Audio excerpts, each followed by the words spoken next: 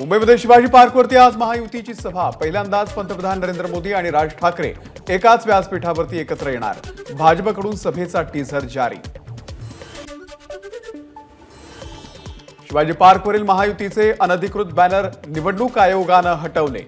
मोदींच्या शिवाजी पार्कवरील सभेच्या पार्श्वभूमीवर लावण्यात आले होते बॅनर। आज बीकेसी मध्ये इंडिया आघाडीची प्रचार सभा। या सभेमध्ये उद्धव ठाकरे, शरद पवार, मल्लिकार्जुन खरगे, दिल्लीचे मुख्यमंत्री अरविंद केजरीवाल हे उपस्थित राहणार।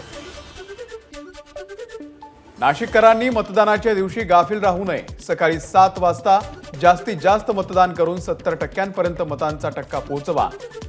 मुख्यमंत्री एकनाथ शिंदे यांचं मतदारांना आवाहन।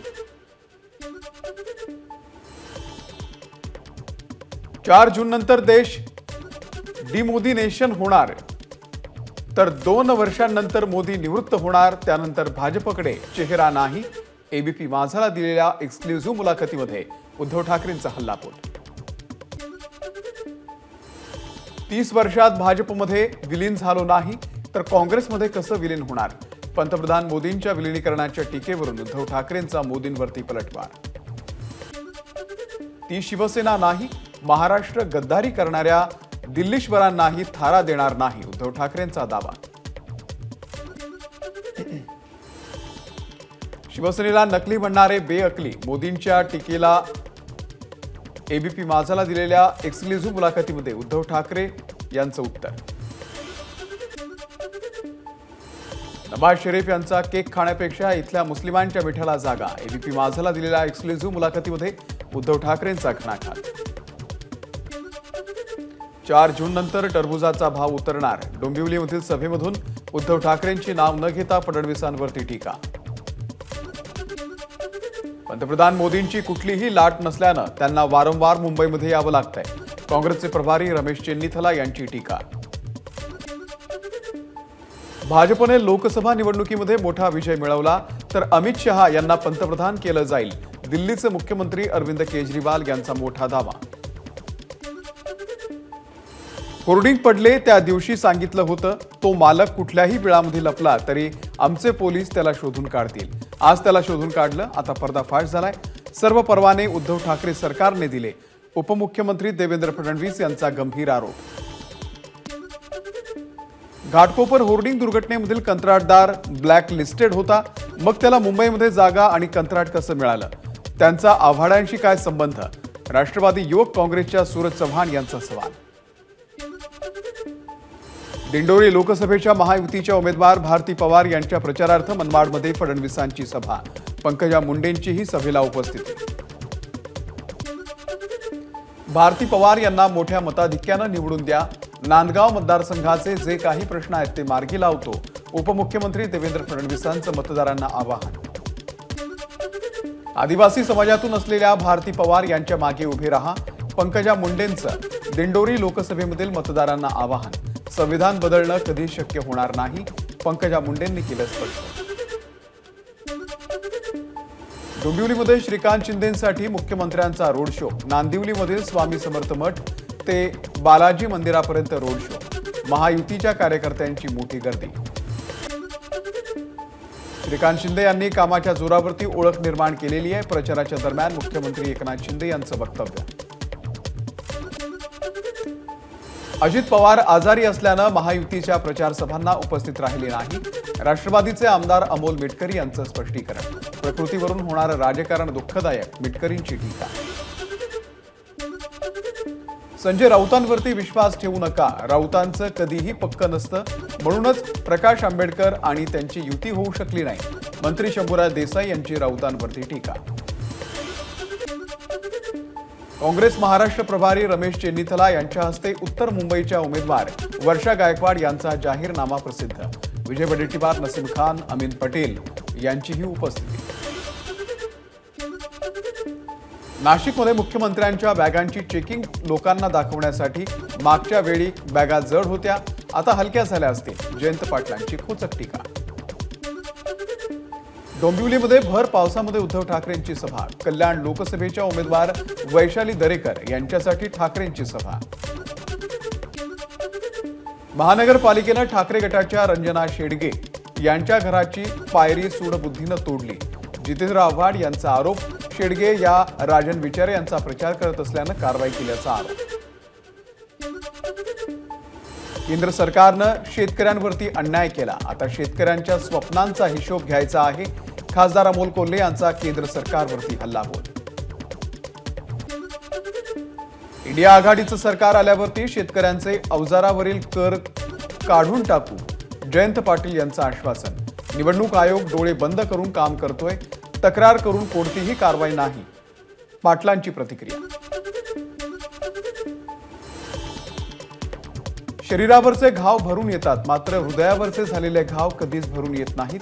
त्यामुळे दोन्ही शिवसेना तुर्तास तरी एकत्र होण्याची शक्यता नाही. प्रकाश आंबेडकरांच्या विधानावरती शिवसेनेचे आमदार संजय गायकवाड यांची प्रतिक्रिया. बीडच्या नांदूर घाटमध्ये भाजपला मतदान केल्या प्रकरणामध्ये एका कुटुंबाला मारहाण. या प्रकरणातून 2 गटात दगडफेक. दगडफेकीमध्ये जखमी झालेल्या मराठा तरुणांची तक्रार घेण्यास पोलिसांकडून टाळाटाळ.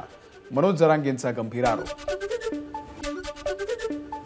बीडमध्ये मुंडे भावा बहिणींची गुंडगिरी किती दिवस सहन करायची. जरांगेंचा हल्लाबोल. तुमच्या नेत्यांनाही महाराष्ट्रामध्ये फिरायचंय.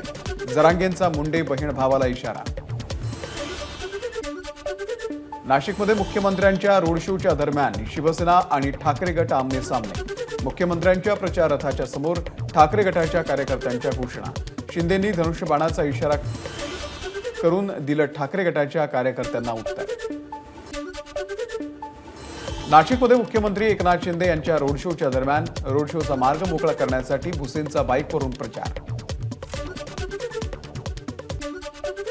दक्षिण मध्य मुंबई लोकसभा मतदारसंघामध्ये आदित्य ठाकरेंचा रोड शो. महाविकास आघाडीचे उमेदवार अनिल देसाई यांच्या प्रचारार्थ रोड शो. राष्ट्रवादी काँग्रेसचे प्रदेशाध्यक्ष सुनील तटकरे यांची मंत्री छगन भुजबळ यांनी घेतली भेट.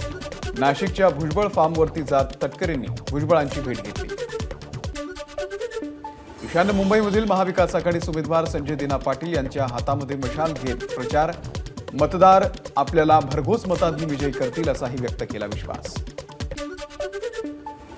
भिवंडीमध्ये बाळ्या मामा यांच्या प्रचारासाठी बाईक रॅली. रॅलीमध्ये शेकडो नागरिकांचा सहभाग. पीक विमा असो की कर्ज पुनर्गठन असो, जिल्हा बँक शेतकऱ्यांची फसवणूक करत आहे.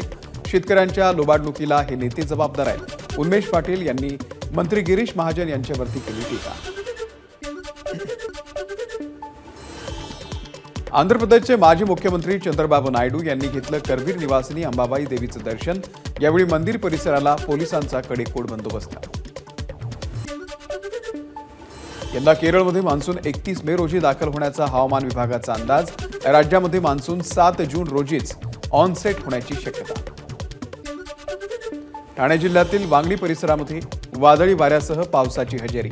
पावसामुळे अनेक घरांवरील छत उडाले. नगर जिल्ह्यातील श्रीरामपूर तालुक्यामध्ये वादळी वाऱ्यासह पावसाची हजेरी. अवकाळी पावसामुळे कांदा उत्पादक शेतकरी चिंतेत. रायगडमध्ये वादळी वाऱ्यासह जोरदार अवकाळी पाऊस. लोणेर परिसरामध्ये गारपिटीसह पाऊस. आणखी जोरदार पाऊस पडण्याचा हवामान विभागाचा अंदाज. चिपळूणमध्ये जोरदार वाऱ्यासह पाऊस. पावसाच्या आगमनानं उष्णतेनं त्रस्त नागरिक सुखावला, तर आंबा बागायतदार चिंतित. छत्रपती संभाजीनगरच्या गंगापूरमध्ये जोरदार वादळासह पावसाची हजेरी. अवकाळी पावसामुळे आंबा पिकांचं मोठं नुकसान. उकाड्यापासून नागरिकांना दिलासा. अमरावतीमध्ये काल दुपारी तापमानाचा पारा 43 अंशांवरती पोहोचला होता.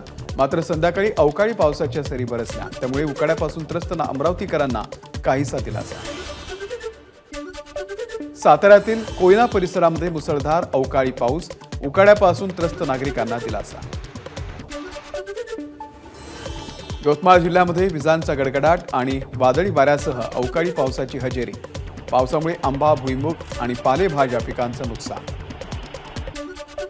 पालघरमध्ये अवकाळी पावसानं मोठ्या प्रमाणात झाडं आणि घरांची पडझड, तर वीज वाहिनीच्या तारा तुटल्यानं अनेक भागांमध्ये बत्ती गुल.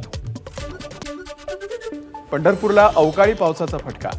अनेक भागांमध्ये मेघगर्जनेसह मुसळधार पाऊस.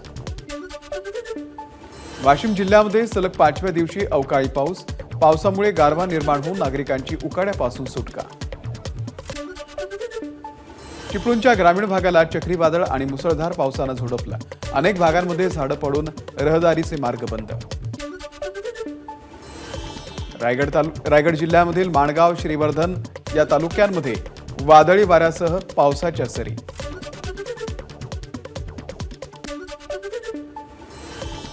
नगर शहर परिसरामध्ये अवकाळी पावसामुळे वातावरणात गारवा. हवामान विभागानं 3 दिवसांपूर्वी व्यक्त केला होता पावसाचा अंदाज. नंदुरबारच्या धडगाव आणि अक्कलकुवा शहरामध्ये वादळी वाऱ्यासह अवकाळी पावसाचा आंबा पिकांना मोठा फटका. लातूर शहर आणि परिसरामध्ये अवकाळी पावसाची जोरदार हजेरी. या पावसामुळे वातावरणामध्ये गारवा निर्माण. 40 मिनिटांपेक्षा अधिक वेळ पाऊस पडल्याची माहिती. रायगडच्या कर्जत तालुक्याला विजांच्या गडगडाटासह जोरदार पावसानं झोडपलं. वीटभट्टी व्यावसायिकांची चिंता वाढली. ठाणे परिसरामध्ये मुसळधार पावसाची हजेरी. पावसामुळे वातावरणामध्ये गारवा, नागरिकांना दिलासा. बुलढाणा जिल्ह्यामधील खामगाव, शेगाव तालुक्यामध्ये वादळी वाऱ्यासह पाऊस. अवकाळी पावसामुळे उन्हाळी पिकांचं नुकसान.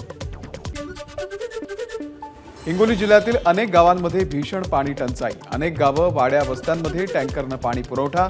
अंडाभर पाण्यासाठी नागरिकांना तासनतास रांगेत उभं राहण्याची वेळ. सोलापूर जिल्ह्यामध्ये नीरा उजवा कालव्याचं सुरू असलेलं पाणी अचानक बंद. हतबल झालेल्या शेतकऱ्यानं 1.5 एकर द्राक्ष बाग तोडली. वेळेवरती पाणी देण्याची पाटबंधारे विभागाकडे शेतकऱ्यांची मागणी. एबीपी माझा, उघडा डोळे बघा नीट.